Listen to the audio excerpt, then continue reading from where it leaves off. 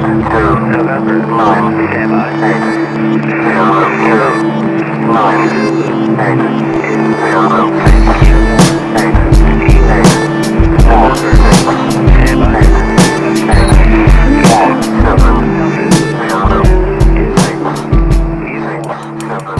Resistance Radio is brought to you by Black Swan Outdoors. Our mission is to help you realize and develop your self-reliance, whether it's in the wilderness or the Sioux Center.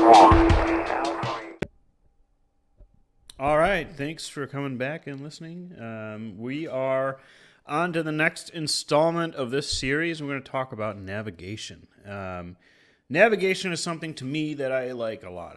I personally find it I find it very interesting. And I find it to be one of the more enjoyable things to do when I'm out of doors.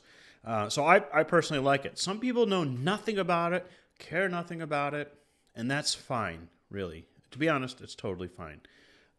It's a skill that you need to practice. It's a skill that you need to learn, and you can't just learn it by watching some movies or reading about it. You actually have to do it. You have to go out and practice it. You have to make mistakes.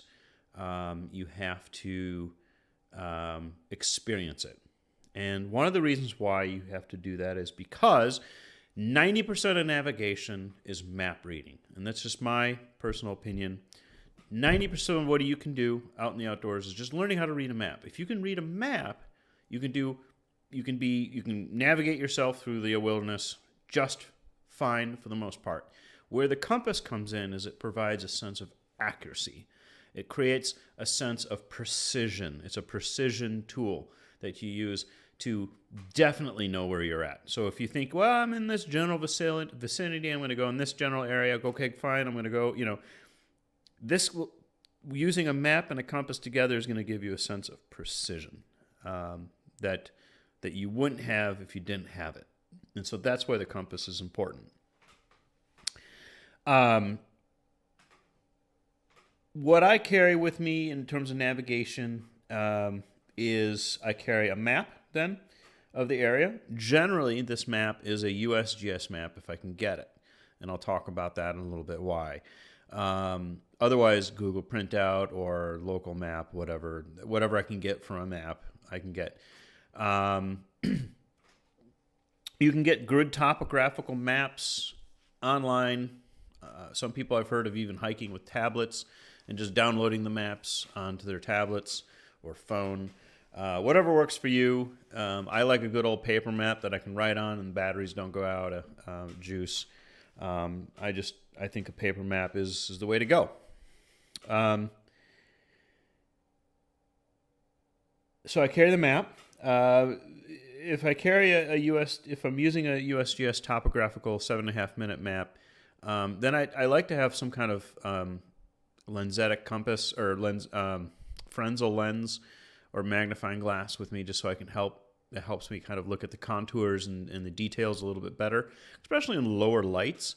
I find myself planning my next day after I'm done cooking, and I'm either sitting in my tent or under a dining fly with my hiking partners, and it's under low light conditions, and I find it very helpful to have that with me.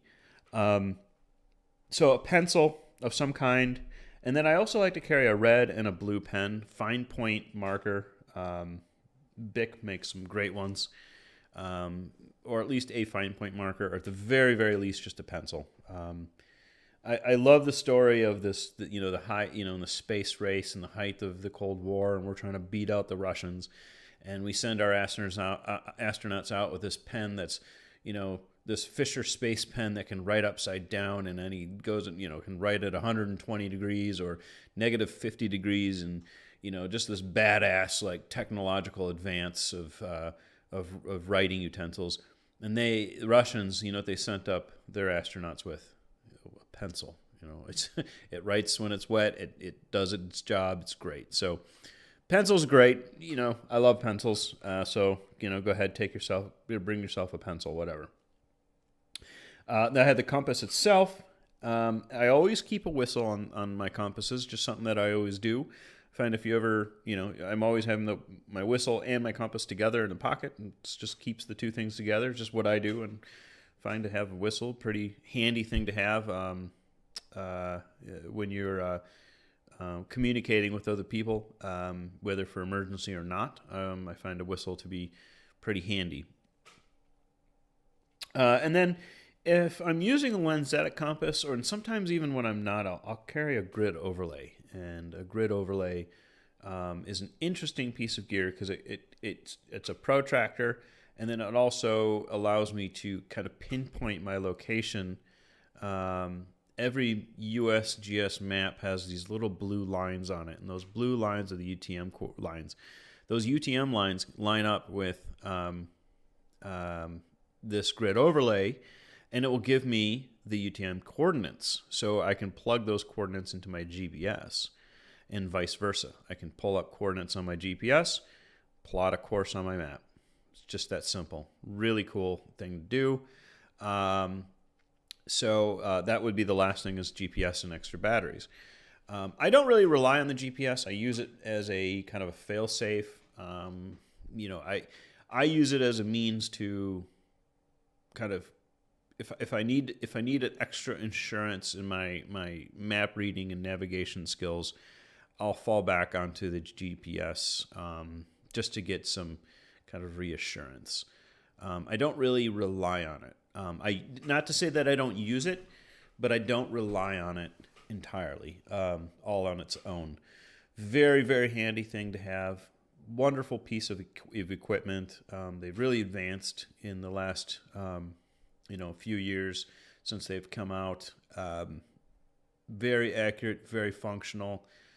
You can get them preloaded with all sorts of maps from all around the world in them. So it really is a very useful tool, but it's electronics, and electronics can fail, right? They can break, they can go run out of batteries, and having the tried and true map and compass skills to fall back on or to have is just necessary. Now, that being said, you can create a grid overlay with an extra piece of paper, notebook paper, with you, especially if you have millimeters on your compass. And so you can kind of make that makeshift happen, and you don't need a protractor if you have a protracting compass or an orienteering compass.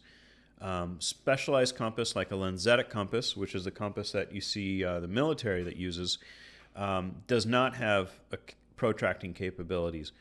And in such, it is limiting. You have to carry a protractor or a grid overlay to do that function, that planning function. Whereas with a base plate compass, it's all in one. So I'm kind of getting my head to myself a little bit. There's basically two categories of compasses: your base plate compass and your orienteering compass. Let me talk a little bit about that lensatic compass first. Lensatic compass, or your base plate or orienteering compass. Let me talk a little bit about the lensatic compass, and then I'll talk about the kind of some of the specialty compasses, and then your orienteering compass, your average compass. So the lensatic compass is something that I see very prevalent in the YouTube's channels.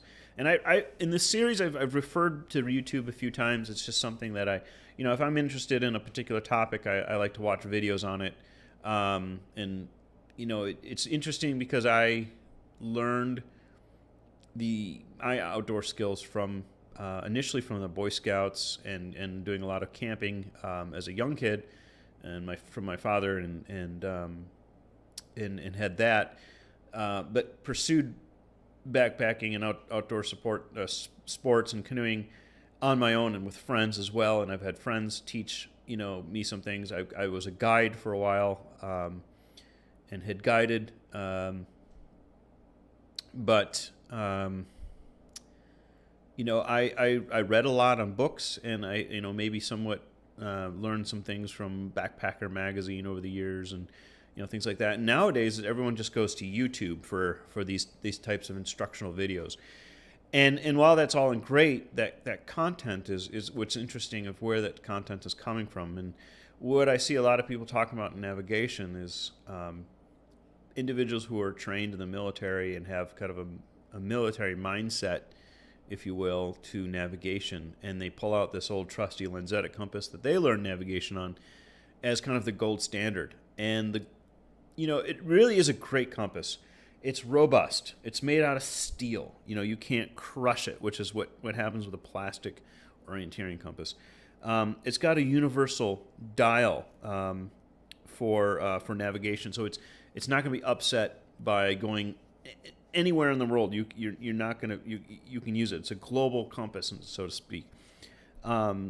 It's extremely precise compared to some other compasses. You can do a lot with it. You can exact artillery fire to a particular location with it, right? That's how good you can navigate at night, right, with it, because it's got tritium and a radioactive element inside there that glows. So it's got a lot of great features and functions, but it's heavy, it's bulky, and it's harder. It takes longer to use. An orienteering compass or a base plate compass has a plastic base plate that's clear. The dial or the bezel moves on top of that, and there's black tick marks inside the base, and essentially you can use that compass as a protractor. So when you're looking at a map and you're using a map and the compass together, you're measuring angles. When you're measuring those, plotting the bearing, you're just measuring an angle. It's just a protractor is all it is. And so this means that you have kind of a 2-in-1 tool that you don't have to carry a protractor with. So I don't have to, I can orient my map and find my bearing very quickly and move on. And it's a very, very quick and easy function with an orienteering compass. Orienteering is a sport in which people go from checkpoint to checkpoint as quick as they possibly can. They don't use a Lanzetta compass because you have to take the map, you have to put it down to do it right, you should put it down on the ground, and you move the map, and it's just a pain in the butt. Whereas with this orienteering compass, you can just measure your angles on the fly, convert that to your bearing, with the declination, which I'll talk about in a second, and away you go.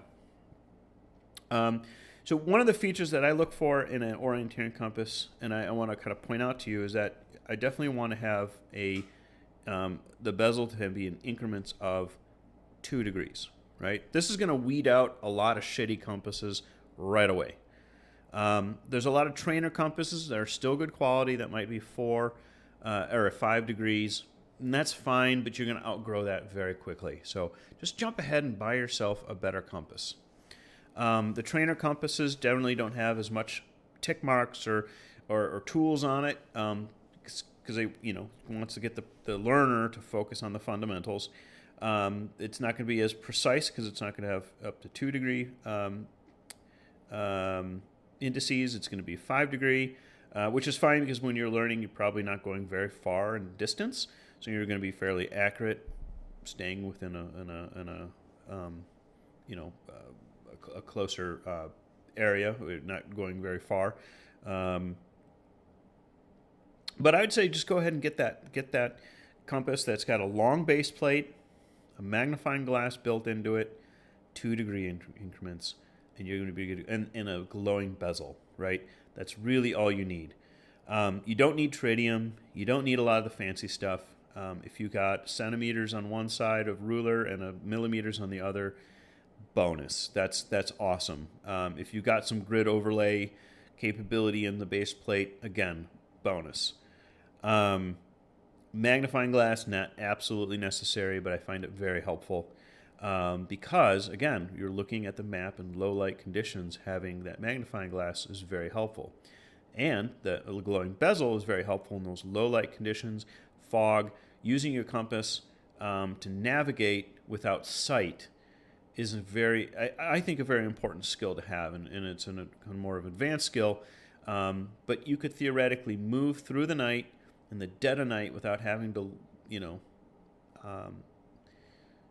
see anything, essentially through fog, through storm, through snow or blizzard, and accurately move to safety as quick and as efficiently as possible.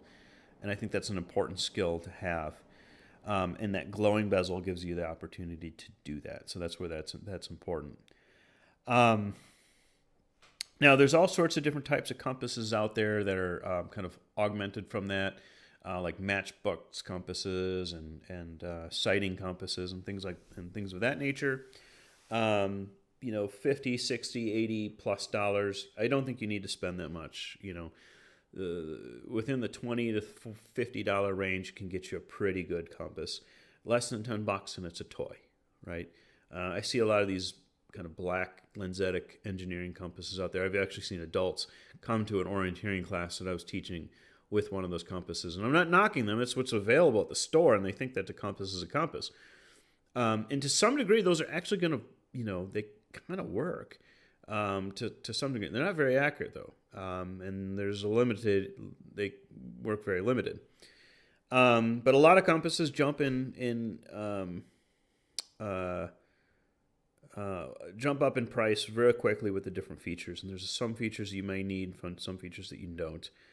A global needle, for example, for most people is not necessary. If you're going abroad hiking, what's $20? If you're spending several $1,000s on airlines and then buses and lodging and food and all this stuff, you might as well just pick up a Southern Hemisphere compass when you get to destination, because you're probably never going to use the globe, unless you hike a lot, right? I mean, then that's fine. Maybe you do.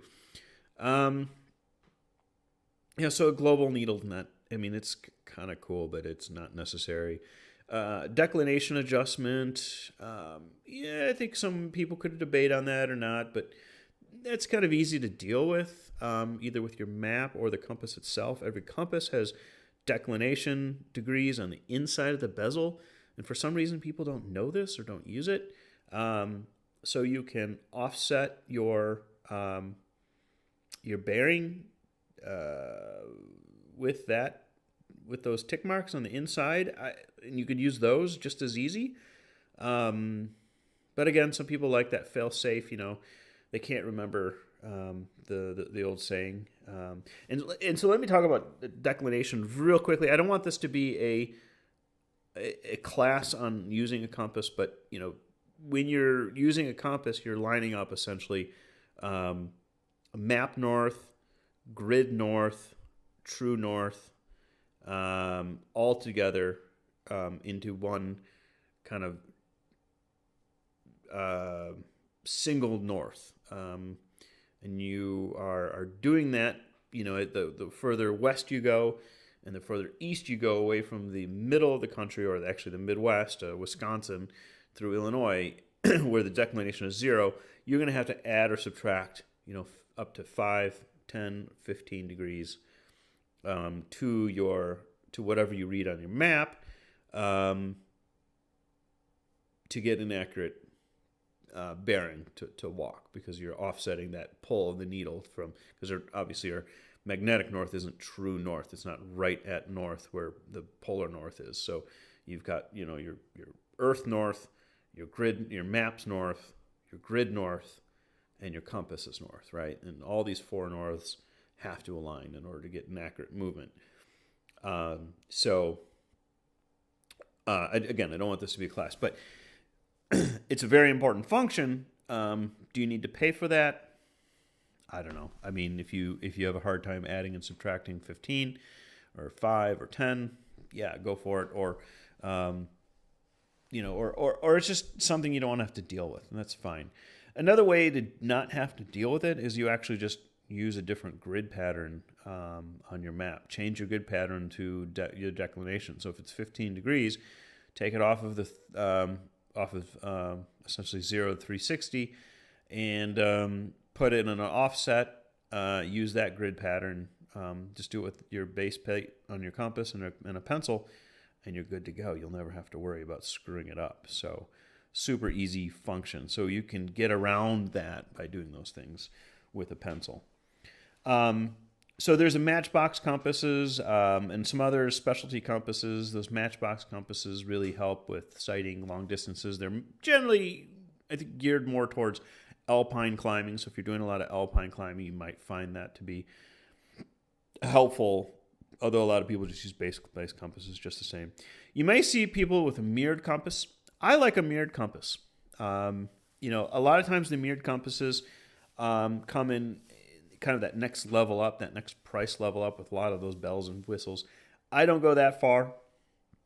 I've just never needed it with adjustable declination and the global needle and all that kind of stuff.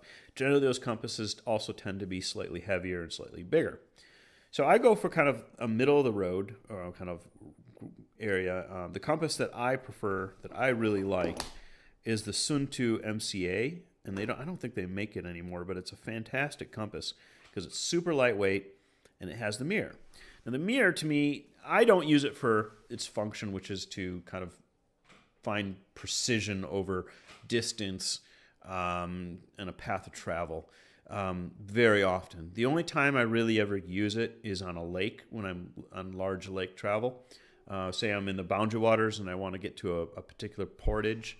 I can sight that portage in with my mirror, or even if I don't know where that, or if I don't see it physically, I can find it on the map and then go to that direction and find like a stick or a log or something that I can shoot for to give me.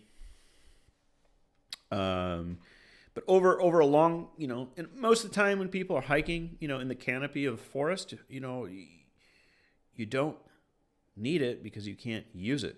You can't see that far ahead of you. So it's not very functional in all environments.